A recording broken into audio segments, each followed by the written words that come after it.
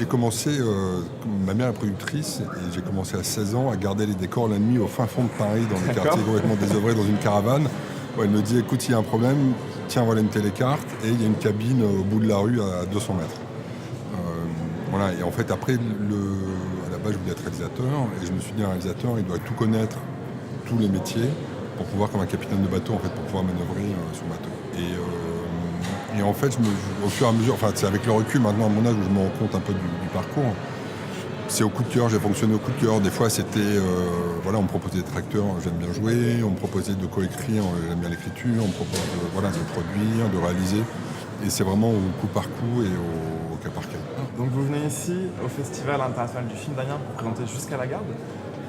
Parlez-nous un peu juste de l'histoire.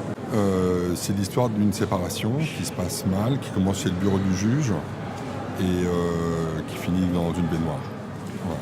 En fait, j'ai rencontré Xavier Legrand, le réalisateur du film, il y a 7 ans environ, sur une pièce de théâtre que je filmais. Lui était assistant mise en scène, il m'a fait lire son scénario de court-métrage qu'il voulait réaliser. Et je le trouvais super bien, et je me suis dit, c'est vraiment un des plus beaux scénarios que j'avais lu de court-métrage. Je me suis dit, c'est dommage de passer à côté, donc je lui ai dit, écoute, si tu veux, je te le produis. Donc je l'ai accompagné dans la production, dans la fabrication du film. Le film a très bien marché, on a eu le César du meilleur court-métrage, on a eu plein de prix, prix à Clermont-Ferrand, on a été nommé aux Oscars. Et là, c'est le premier film de Xavier qui reprend le même personnage, la même intrigue, mais un an après ce qui se passait dans le cours. Mais on peut voir les deux films indépendamment. Voilà, c'est une vraie collaboration qu'on a eue et qui marche très bien.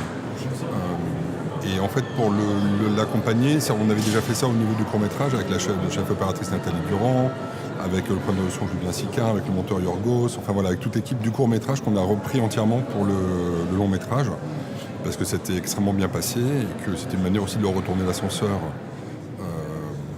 suite aux efforts qu'ils avaient fait sur le cours. Et c'est surtout aussi, avant tout, une super équipe.